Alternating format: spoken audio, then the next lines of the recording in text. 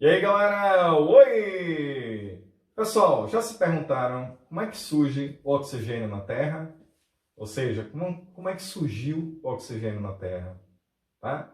Como toda matéria orgânica que existe no planeta ela é produzida. Tá? Então, tudo isso a partir de um processo fantástico chamado de fotossíntese. Então, a fotossíntese é o processo que vai produzir tudo aquilo que é matéria orgânica. Beleza? Bom, então a aula de hoje ela é muito interessante, muito importante. Ela é a base também aí de várias questões do Enem, certo? Que tudo, quase tudo, tem a ver com o quê? Com a fotossíntese. Ou seja, tudo que existe no planeta tem a ver com o quê? Com a fotossíntese. Beleza? Por exemplo, o que causou a extinção dos dinossauros? Né? Um meteoro lá, um asteroide, boom, na Terra, levantou uma grande quantidade de poeira e impediu a penetração da luz. Então, sem luz, sem fotossíntese, sem matéria orgânica, sem comida, e aí aquele dinossauro herbívoro morreu, o carnívoro morreu, e assim a extinção da vida na Terra naquela época, né? Um período chamado de Cretáceo, né? Bom, mas vamos lá. A aula de hoje a gente vai falar bastante da fotossíntese, certo? Então a gente vai ver todos os detalhes de como esse processo acontece. E é incrível. Vamos lá então. A fotossíntese ela é essa equação que vocês estão vendo aí. Ó. Então, 6 gás carbônico mais 12 moléculas de água vão reagir, fazer uma reação de síntese. E lembra, toda reação de síntese ela absorve energia. E é essa energia absorvida, a energia da luz. Então, por isso o nome do processo chama-se o quê? Fotossíntese. Porque a energia da luz vem de onde? Do fóton. Né? Então, esse fóton, que é como a energia da luz é chamada, a ele que vai ceder, né, essa energia para que ocorra a transformação de moléculas inorgânicas em moléculas orgânicas, que é esse o objetivo da fotossíntese. Então, transformar o inorgânico em orgânico. E quem é essa matéria orgânica? É a glicose, tá? Que essa glicose aí é o C6H12O6, por isso 6CO2 tem 6 carbonos, que aí vai formar o que ali? C6, né? Então, C6, a água vai ceder os hidrogênios, tá? E a gente vai ter a glicose, que é C6H12O6, 6 oxigênios, mais 6 moléculas de água. Então, essa é a equação completa do processo de fotossíntese. Só que para que isso aconteça, tem que ter uma molécula, que essa molécula é fantástica nesse processo, que é a clorofila. Então, a clorofila é a molécula indispensável para que isso aconteça. Então, é através da clorofila que vai ocorrer a absorção dessa luz, ou seja, a absorção do fóton, ele vai acontecer por causa da clorofila. E como vocês estão vendo aí na imagem, a clorofila é uma molécula bem interessante. É uma molécula, então, que tem alguns ésteres, né? Então, em relação química orgânica, a gente vê a função éster, um anel carbônico aí com cadeias conjugadas, né? Você vê um monte de ligação dupla conjugada, tá? E quando a gente tem ligação dupla conjugada, dessa forma significa que está havendo condução de energia, tá? E no meio da clorofila tem uma molécula ali, ó, de magnésio. E é esse magnésio, então, é ele que quando vai ser excitado, tá? Quando o fóton excita o magnésio, então os dois elétrons estão lá na última camada do magnésio, pula, tá? E aí vai passar esse elétron, então, pelo anéis de carbono e isso vai excitar a molécula de clorofila, tá? Então esse é o segredo da clorofila, esse salto quântico aí que vai rolar, tá? Através do átomo de magnésio que está ali no centro da clorofila. Perfeito. Vamos lá. A segunda coisa que a gente tem que entender é onde é que está a clorofila. Bom, a clorofila originalmente ela está onde? Ela está em uma bactéria chamada cianobactéria, tá? Como assim originalmente? Bom, há 2,9 bilhões de anos atrás, a Terra não tinha oxigênio. Então, como é que surgiu o oxigênio na Terra? Então, através do surgimento da clorofila em uma bactéria chamada de cianobactéria. Então, quando surgiu essa cianobactéria, ela passou a produzir na Terra o oxigênio, tá? E a gente vai aprender nessa aula de hoje que é a partir da molécula de água. A quebra da água vai produzir o oxigênio, certo? E aí a Terra passou a ter uma atmosfera que a gente chama de atmosfera oxidante. E essa atmosfera oxidante, então, é a atmosfera que existe hoje, tá? Que aí hoje a gente tem 21% de oxigênio na Terra e que veio a partir desse processo de fotossíntese. Bom, o que aconteceu no processo evolutivo é que algumas cianobactérias acoplaram a células eucarióticas, certo? Ou seja, as células eucarióticas animais, só tinha lá a mitocôndria, ela respirava, mas não tinha aí uma organela que fizesse a fotossíntese. Então, o dia que aconteceu, a cianobactéria ela foi engolida por uma célula, né? E essa célula, então, ela passou a fazer o que ali? Uma simbiose, uma troca de favores entre a cianobactéria e a célula, originando, então, o cloroplasto. Então, o cloroplasto é a organela que, na célula vegetal, faz a fotossíntese. Mas aí está a grande pergunta: como surgiu o cloroplasto? Através desse processo de simbiose, né, entre a cianobactéria e a célula eucariótica animal, que a partir daí surgiu a célula eucariótica vegetal, que tem aí essa capacidade de fazer a fotossíntese. Perfeito? Bom, o cloroplasto ele é uma organela que tem duas membranas, uma externa, uma interna, bem semelhante aí à estrutura da mitocôndria, que tem duas membranas também, que tem DNA, que tem ribossomos, que tem um citoplasma ali dentro, tá? Bom, então o que a gente está vendo aí nessa pilhazinha, né, essas pilhas verdes, são chamadas de tilacoides. O que são tilacoides? Os tilacoides são um monte de moedinhas verdes que estão aí empilhadas uma em cima da outra, e aí esse conjunto de tilacoides chama-se grana, e o conjunto de grana, granum. E aí, nesse caso, então, a gente tem aí a estrutura, né, do cloroplasto, mostrando onde é que está a clorofila. Então, a clorofila está na membrana, tá, plasmática aí desses tilacoides. Então, na membrana desse tilacoide, a membrana interna, é onde está aí a clorofila, acompanhada de umas proteínas que também tem papel de fazer cadeia transportadora de elétrons, que são chamados de fotossistemas. Perfeito? Bom, então essa é a localização da clorofila no cloroplasto. Então, o cloroplasto ele tem tilacoides, moedinhas verdes, e aí é nessa moedinha que está a clorofila. Perfeito. Vamos lá. A planta ela é interessante, galera, porque assim, ó, somente a parte verde da planta, ou as partes coloridas, é que tem a capacidade autotrófica, ou seja, a capacidade de fazer a fotossíntese. Sabiam disso?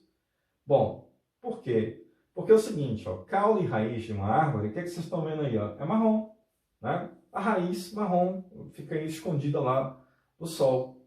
Então não tem luz. Então, quer dizer que são partes de uma árvore que não fazem fotossíntese, que só respiram, certo?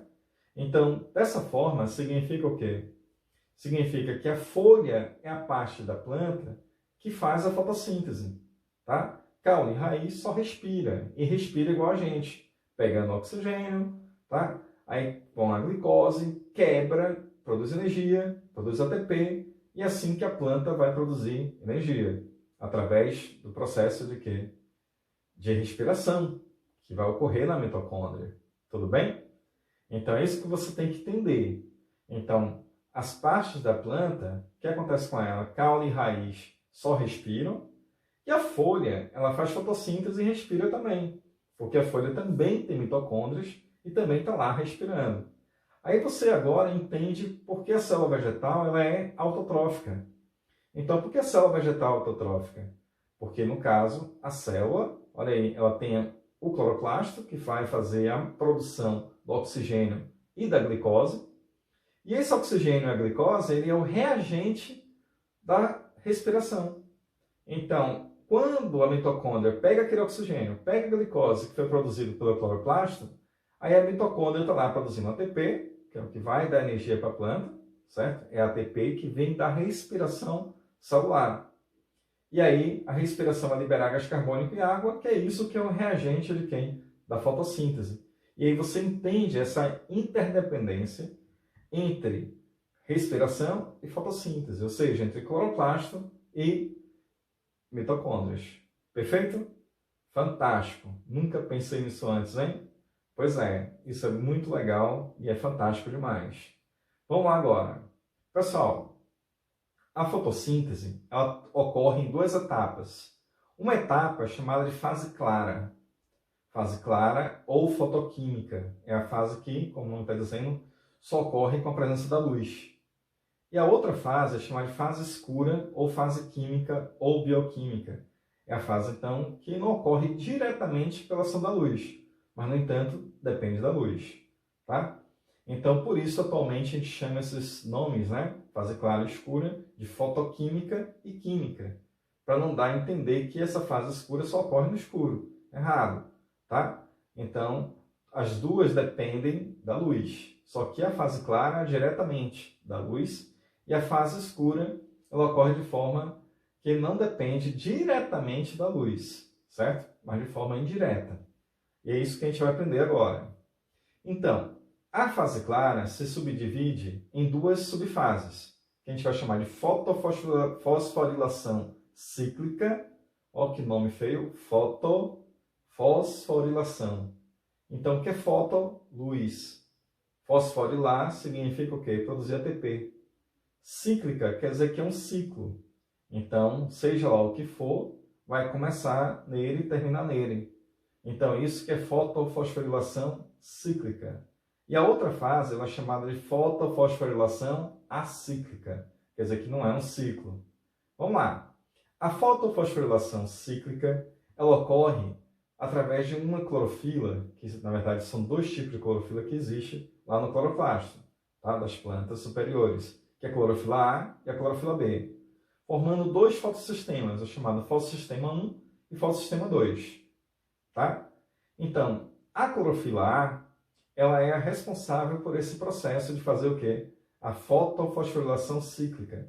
O que acontece? Lá no tilacoide, a clorofila vai absorver a luz, tá? Ela absorve a luz, olha ali, olha o que está acontecendo, absorveu a luz, e aí essa luz que está sendo absorvida, ela vai excitar a clorofila. O elétron vai passar para um transportador, tá? Chamado de ferrodoxina, tá? E aqui vai fazer uma cadeia transportadora de elétrons.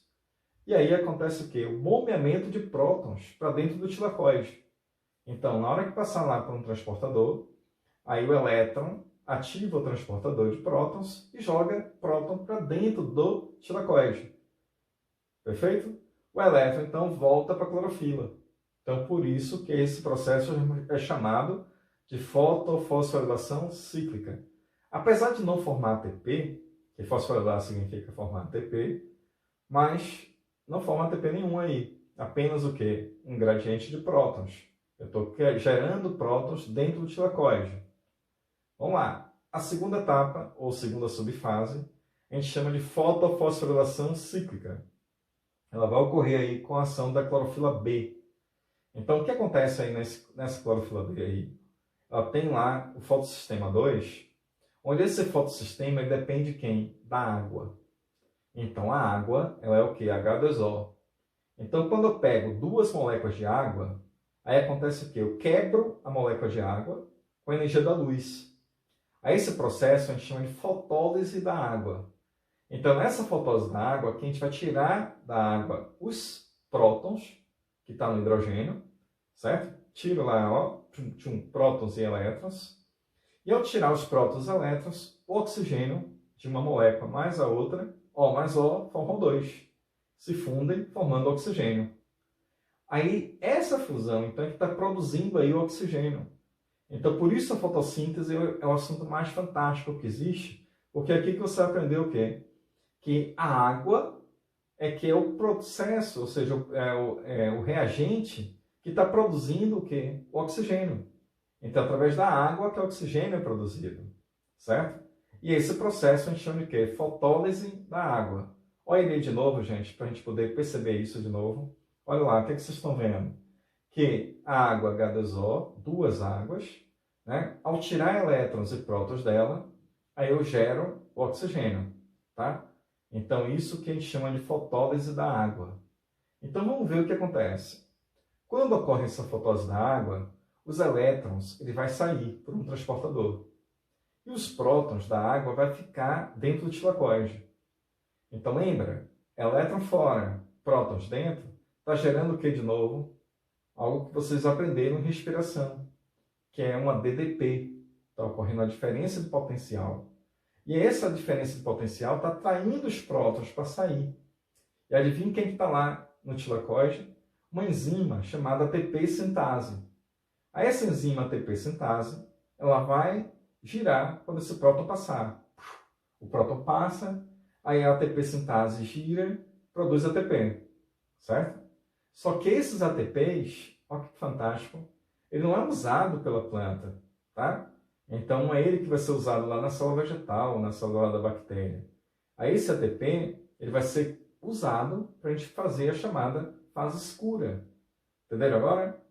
Bom, mas antes da gente terminar, é só o ATP que é o produto da fase clara? Não. A gente tem outro produto da fase clara, que é o NADPH2. Então, existe nessa fase a produção do ATP e de NADPH2. Bom, teoricamente, existiria a produção de 3 ATPs, certo? E 2 NADPH2, certo? Então, o que acontece com esses 3 ATPs, esses 2 NADPH2? Eles vão para o estroma. O que é o estroma? O estroma é aquele líquido que vai existir dentro do cloroplasto. Então, lembra cloroplasto, organela, 2 membranas, externa e interna. A interna está lá formando os tilacoides. E o líquido que envolve aquilo chama-se estroma. Aí esse estroma, então, corresponde assim na mitocôndria, que seria a matriz mitocondrial.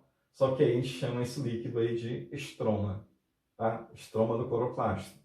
Nesse estroma do cloroplasto tem lá um monte de enzimas e a enzima principal desse processo chama-se rubisco, certo? Que é a ribulose bifosfato carboxilase, que é a enzima que vai começar todo esse processo de fixação do carbono, que é isso que vai resultar na molécula de glicose.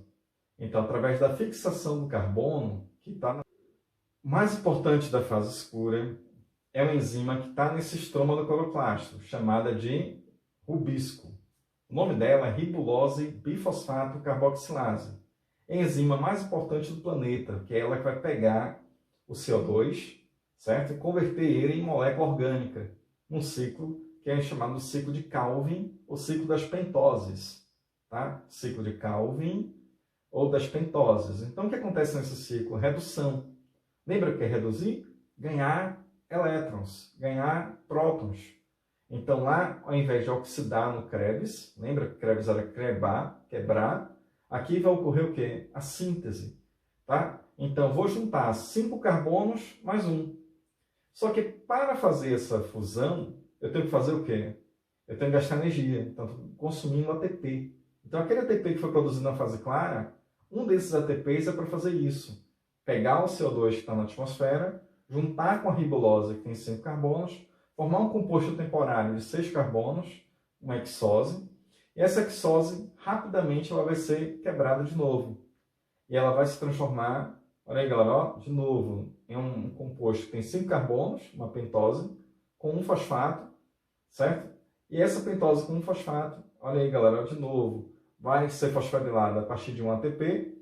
Aí esse ATP ativa a ribulose, que pega mais um carbono e aí começa a fazer tudo de novo. Então esse ciclo é chamado ciclo de Calvin. Então, quando ocorre esse ciclo, quando chega aqui, ó, gente, ó, pegou 6 CO2. Então, ao pegar 6 CO2, o que é que está acontecendo no ciclo?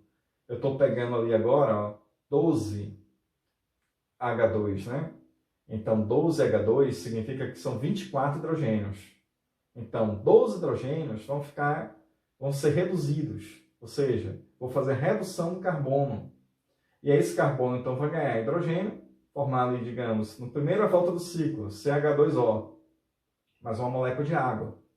Porque o que é que sobra? Oxigênio e hidrogênio. Então, esse hidrogênio e oxigênio que sobra forma água. Por isso que na reação da fotossíntese, você tem a água como reagente e a água como produto.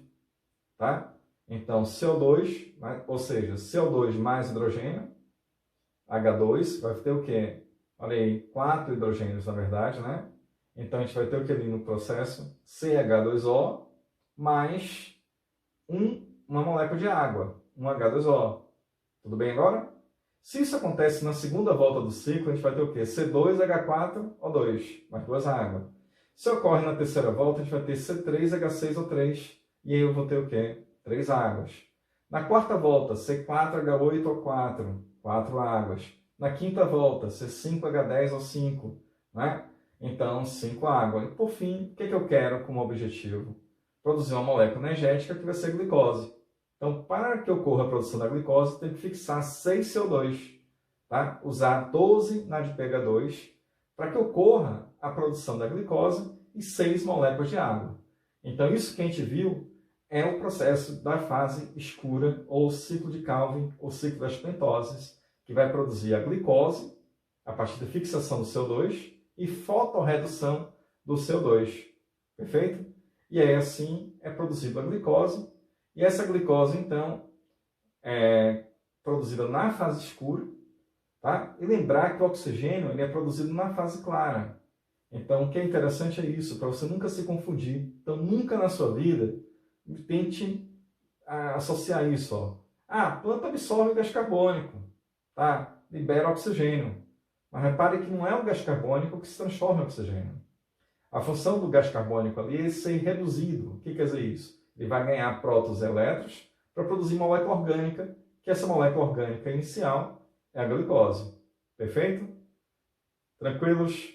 Então, resumindo essa história, fase clara produz oxigênio, NADPH2 e ATP. ATP e NADPH2 é o que vai ser usado lá na fase escura para que ocorra gasto de ATP lá para fazer a fixação do CO2 e reduzir esse CO2 produzindo molécula orgânica. Então, isso que é a fotossíntese, tá? Fase clara, fase escura. Bom, vamos lá. Ô professor, quais são os fatores que determinam, né, a velocidade da fotossíntese? Para que ela ocorra mais rápido, mais lento? O que é que vai determinar essa velocidade da fotossíntese? Vamos lá? Bem, o primeiro deles é a luz, concorda? Sem luz não vai rolar fotossíntese. Então, a luz é importante para que ocorra o ATP e o NADPH2. Então, a clorofila é uma molécula fantástica. Então, ela é verde. Ela tem a cor verde. E por ter a cor verde, ela reflete o verde. Então, esse verde aqui da minha camisa, vocês estão vendo aqui, tem pigmentos verdes, que reflete a luz verde. Um pouquinho de física aí, galera. Ó. Então, pigmento, olha aí, reflete a luz que está sendo enviada. Se reflete a luz, não está sendo absorvida. Então, o espectro luminoso ele é composto por 7 cores, que são aquelas 7 cores do arco-íris, tá? Que cada uma dessas cores ou luzes, né, ela tem um comprimento de onda diferente. E aí você tem um comprimento de onda maior, que é o vermelho, e o comprimento de onda menor, que é o violeta. Então, o melhor comprimento para que ocorra a absorção de luz pela clorofila, que é verde, ela absorve melhor o azul. Olha aí, galera, ó. O maior ponto de absorção aí, olha aí no gráfico, está exatamente onde? No azul, tá? Quer dizer, que é onde absorve mais. E no vermelho. Então, o azul e o vermelho é que vai mais absorver, certo? Esse espectro luminoso aí, ó. Então, a clorofila absorve melhor no espectro luminoso a luz azul e a luz vermelha. Então, se eu quero que minha plantinha cresça mais rápido, o que é mais interessante? Colocar ela no sol, luz branca? Não, seria mais interessante colocar ela incidindo direto sobre a luz azul ou vermelha. Fantástico? Vamos lá. Então, quer dizer que a luz tem esse detalhe do tipo de luz. A segunda coisa é a presença ou ausência da luz. Então, quase sempre nas questões cai um gráfico fantástico lá, que é o gráfico da fotossíntese e da respiração da planta. Tá? Bom, vamos pensar assim. Ó. Vamos pensar que eu coloquei um aparelho numa folha para ver o que acontece com ela. Então, fiz o Big Brother da folha. Tá? Como assim o Big Brother da folha? Bom, estou fazendo ali, galera, ó, o seguinte. Estou colocando um eletrodo na folha para medir o CO2 e o oxigênio que é liberado. Então, na medida que a planta vai, vamos supor, meia-noite, tudo escuro. Então, o que é que está acontecendo ali 0 horas? Né? Então, tudo escuro, a planta só respira. Então, estou vendo que o gráfico ali da respiração ele é constante. Vai dar 1 hora da manhã, 2 horas, 3 horas, 4 horas, 5 horas. O sol nasceu e a respiração continua a mesma. Então, taxa respiratória, reparem que não muda, tanto durante o dia quanto durante a noite. Repare ali que a taxa respiratória, quando dá meio-dia, 12 horas, ela continua a mesma. Perceberam isso no gráfico? Olha aí, ó. Então, 12 horas está lá, CO2 o mesmo. Então, vai chegar às 18 horas, o sol vai se pôr, vai acabar a luz. E como é que está a taxa de CO2? A mesma. Então, o CO2 é constante, significa que a taxa respiratória da planta, quer dizer, quando ela libera CO2, quer dizer que ela está respirando. Então, a taxa respiratória da planta é constante, certo? Porque a planta, sim, não vai para academia, não vai trabalhar, entendeu? Ela está lá com o metabolismo dela constante. Bom, mas a fotossíntese eu meço como ali? Pela produção do oxigênio. Então, quanto mais oxigênio produz, quer dizer que está rolando com maior intensidade a fotossíntese. E eu tenho como saber isso. Perfeito? Então, vamos lá. Então, eu percebo que à noite não está ocorrendo a fotossíntese porque não tem luz. Então, 5h30, 6 horas da manhã, começa a haver ali a fotossíntese. Então, começa a aumentar a produção de oxigênio. Vai chegar um ponto, umas 7h30 da manhã, 7 horas lá da manhã, que a quantidade de oxigênio e CO2 é a mesma. Quando isso acontece, a gente chama de PCF. Então, o que é PCF? Ponto de compensação fótico. Nesse ponto de compensação fótico, ele está me dizendo o que ali? Que naquele momento, a taxa respiratória fotossintética é a mesma. Ou seja, a quantidade de oxigênio e gás carbônico são iguais naquele momento. Na medida que eu aumentar a luz, eu vou aumentar a taxa fotossintética. E essa taxa fotossintética ela vai superar a respiratória e muito. Então, quando ocorre essa superação, aí a gente vai chegar no máximo de fotossíntese, que vai ocorrer por aí pelas 10 horas. Beleza? Então, nessas 10 horas aí eu tenho um máximo de produção aí fotossintética. Tá? Eu aumento mais um pouquinho a luz, mesmo aumentando a intensidade luminosa, não estou mais aumentando a taxa fotossintética. Então, a gente chegou num ponto que a gente chama de ponto de saturação luminosa. Então, o que é um ponto de saturação? Quer dizer que eu cheguei no máximo de luz ali que vai influenciar na fotossíntese. Bom, então, nesse caso aqui do gráfico, né, significa ali que 10 horas, 11 horas, meio-dia, mesmo aumentando essa intensidade luminosa, ela fica igual, tá? Então, até ocorrer a redução, das 2 horas, começa a diminuir a intensidade luminosa e começa agora a decrescer a atividade fotossintética até o sol se pôr. Quando o sol se põe, essa taxa fotossintética é zero, porque não vai ter o que de novo? Luz. Perfeito? Perfeito. Então, não tem essa história, a planta respira durante o dia, né? Ou melhor, a planta faz fotossíntese durante o dia, respira de noite. Errado. A planta respira manhã e noite, o dia todo. Ok? Bom, a fotossíntese que só ocorre durante o dia porque depende de quem? Da luz. Tudo bem? Vamos lá agora. O terceiro fator é a temperatura. Então, o ciclo de Calvin, como eu falei antes, ele é enzimático. Depende de enzimas. Então, o que é que a gente aprendeu em enzimas? Que aumenta a temperatura, aumenta a velocidade da enzima. Então, quer dizer, quanto maior a temperatura, maior a taxa fotossintética. Eu consigo aumentar isso. Mas até um determinado ponto, que é aquele ponto de saturação luminosa. Nesse ponto, então, chegou no fim. Não lembra dessa história? Bom, no caso da temperatura, a gente vai ter o seguinte problema. Que a enzima, né, ela desnatura se a temperatura aumenta demais. Mas repare no gráfico que a temperatura alta ela é interessante para a fotossíntese. Então, por isso, em alguns lugares que são frios, ocorre a produção de plantas, né, em estufas. E a estufa é uma casa de vidro. Olha aí, galera, como é que funciona a estufa. Vejam aí na imagem que o sol está entrando, né, a luz do sol entra, ali ela se transforma em radiação infravermelha, que é calor, e aí esse calor não sai por causa do vidro. Então, retém calor ali. Por isso que a gente chama de efeito estufa. Porque é o que está rolando dentro de onde? Dessa casinha de vidro, que é a estufa. Fantástico?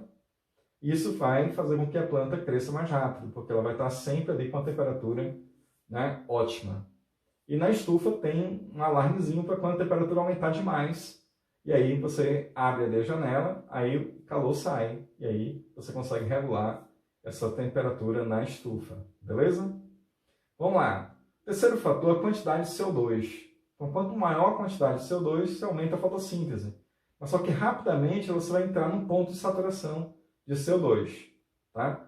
Então é uma curvazinha que vai ali, que vocês percebem, e na medida que aumenta ali só um pouquinho o CO2, você já chegou no máximo de saturação para ele. Perfeito? Bom, o último fator é a água. Sem água, sem fotossíntese, claro, porque a água é o principal reagente para que ocorra o quê? A doação de hidrogênio, lembra? Na forma de prótons e elétrons, para o carbono receber aquilo ali e se transformar em glicose. Então a água é importantíssima para isso. E é ela que vai produzir o oxigênio, né? Então, sem água, sem fotossíntese. Mas aí tem uma coisa na planta que é fantástica, chamada de estômatos. Então lá na folha tem uns porozinhos, tá? Que são controlados por células, chamadas de células guardas. E essas células, então, elas abrem e fecham a partir da presença de luz, ou da presença de luz e água. Então tem que ter luz e água para que ocorra a abertura dos estômatos. E aí, quando esse estômato abre, aí está liberando oxigênio, certo? Absorvendo o gás carbônico. Ele tem que abrir para poder o gás carbônico entrar na folha. Tudo bem? Vamos lá. Mas com ele aberto, uma temperatura muito alta, digamos assim, a planta está mal irrigada, mas está lá, meio-dia. Então, máximo de luz, já para estar rolando a maior fotossíntese, né? Mas se tiver a terra seca, o que acontece? Não está subindo água, então ela fecha o estômago. E aí não ocorre, certo? A passagem de gases. Porque se a planta abrir o estômago, ela perde água. E aí vai ocorrer um processo que a gente chama de evapotranspiração. E essa evapotranspiração que vai produzir água. E por isso a importância da floresta, né? Além da absorção do carbono, né? Transformar carbono inorgânico em orgânico, as árvores, né? Elas produzem água na atmosfera a partir desse processo de evapotranspiração. Então, enquanto tiver água no solo, estou lá produzindo umidade que vai gerar chuva, tá? Que é esse processo aí de evapotranspiração. Valeu? Galera, então a aula muito importante. Essa aula, né, ela tem que ser vista aí aos pouquinhos, você tem que anotar bastante, tem que fazer várias anotações para você fixar o assunto que a gente está aprendendo agora. Valeu? Oi! Valeu, gente!